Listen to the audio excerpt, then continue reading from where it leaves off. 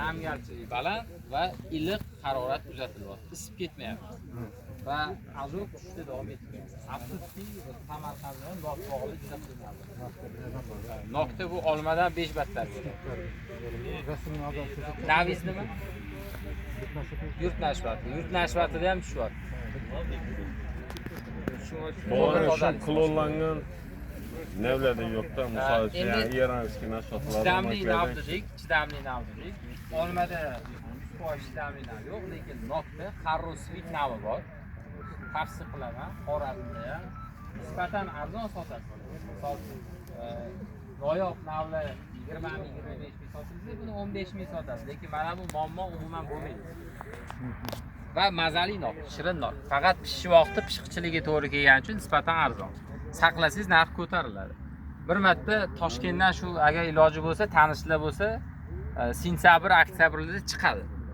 Etib oldiringlar, yeb ko'ringlar, yaxshi narsa. Mazali, asal mazasi keladi, shirin. Harro Sweet. Harro Sweet changatuvchi kerak uni. Williams navi ekilgan Toshkentda, lekin men o'ylayman, shundan ham solaveradi. Bakteriyalar ishning bir oldini olish bir iloji yo'qmi buni? Ha, oldini olish bo'yicha mana chidamli nav.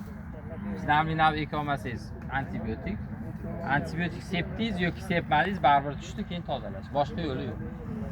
Antibiotik sevasizmi? O'zi eng yaxshi fikr bu kasal umuman tushmaydigan meva turi ekish yoki navini ekish. Chunki 100% oldini oladigan chora yo'q. Yana bir narsa, Xorazm eng qulay. Amallab bahordan o'tib olsak bo'ldi. Biz undan keyin bizda kasallik ham uncha kam. Baxmallarda borsangiz, oho, Shirincha bosib ketadi bular. bizda 30 dan o'tsa, xudo xolasa gradus sekinlikda 40 dan o'tgandan keyin ajokni unutasiz. Endi yomon tomoni Azizjonika ajok ichkariga kirgandan keyin harorat qizig'i yo'q. Ha, to'g'ri. Bular pishgan ko'p bosgan. Biraz piyish bor bizda.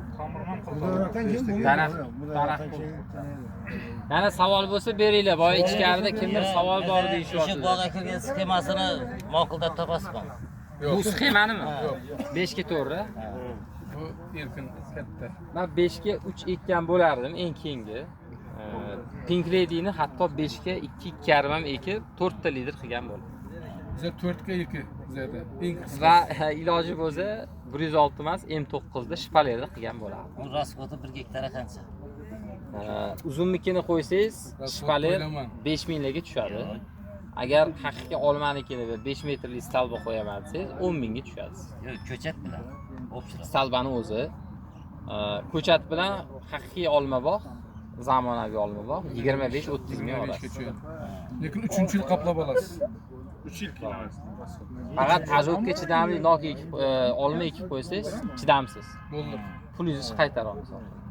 3-yil Azmlarga eshitmay qoldingiz. Shuncha xarajat qilib, bakterial kuyishga chidamsiz nav ekib qo'ysangiz, yo sotilmaydigan nav ekib qo'ysangiz, pulingizni qaytib ola olasiz. guppi. Keyin ana intensiv bog' yomon ekan. Guppi deb aytadi. Eksak uyda shunda. Yo'q, o'zi biz ham 5 yildan toza navak kelib berib turadilar, ekib turibmiz, ekib tashlab toza. O'tgan safar butoqcha deganni xorazmchasini topolmaydik. Qani bugun ko'p odam kelibdi. U sizlar sopiq dedinglarmi, nimadir? Butoqcha. Mutuk bunday. Mutuk dedingiz, mutuk dedingiz. Ya, qoldirib keskanda. Yana taqsirdan. Qolgan narsasini bizlarda Shiva tilida shunday deydi. Endi bizlarda u narsani endi aytishimda hozir bizlarda endi mutuk qoldirib kesaydi, mutuk. Endi sizda butoq. Butoq endi siz adabiy tilda bizlarda turkiy tilga ketamiz aynan. Hozir butoq deb Qosimjonda Toshkentda etsiz bor. Butoqni bilmaydi. Butoq men majbur bo'lganman. Shu so'z butoq deb boshqa so'z yo'q o'zi. Bo'ka deymiz. Bo'ka. Xorazmda Bir bo'ka boshqa. Ya butoqcha deb oddiy Toshkentdagi etsangiz bilmaydigani ham chiqadi. Ishingiz tushmagandan keyin. Men aytdim, mana xurmoda qimizak degan so'z ishladim. Shuni eshitgansiz. Folvoz men bilan yuradi, eshitgan. Qimizak degani ana xom xurmoni yesangiz taqir bo'ladi. Shuni qimizak. Endi etinchi nimasi bu adabiy o'zbek tili. O'zbekcha so'z. lekin bilmaymiz. Mana men sizga bir savol. O'zbekiston bo'ylab yurasiz. Hamma viloyatda umuman olganda meva turlarining hosildorligi qanday O'zbekistonda? Bu yil Olma masalan bir. Qanday? Qaysi viloyatdan? shu vaqtgacha yaxshi edi. Olma. Ya'ni o'ta kam emas, o'ta ko'p emasdi. Sifati ham zo'r ketyapti, cho'zilib, yirik, chunki salqin keldi bahor. Faqat ba'zi hududlarda do'l yog'ib sifati tushdi. Yomg'ir bilan iliq havo baravar kelgani uchun azob ko'p tushyapti. Keyin ishlov bermaganlarda mana bu ko'rgish qo'ng'izda ham ko'p deydi. Olma masalasida. Endi olmani hali yana fikrimizni to'ldiramiz, bu vaqt ko'rsatadi. Hozir oxirgi bir haftada Baxmalda do'l yog'di. Namanganda do'l yog'di. Buni ko'rishimiz kerak. Deneklar qanday? O'rik masalasida Xorazm Qoraqalpoq mana bu yil zo'r xulosa oldik. Sababi sizlarda bahor kelmadi-da, daraxt uyg'onmadi. Minus bo'lsa ham, sizlarning minusinglar Toshkentning minusidan baland bo'ldi. Toshkentda minus misol 5 bo'lsa, sizda 10 bo'lgandir, lekin zarar bo'lmaydi, chunki siz daraxtlarni qo'zg'almaysiz.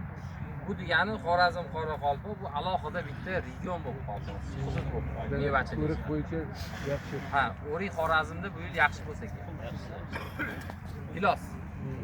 Gilos ham kecha eksportyorlar bilan gaplashdim. Bu yil narx baland deyapti. O'tgan yili 60-70 ming olgan narsamiz, bu vaqtda 80, 90, 100, 120 mingga ham olishdi.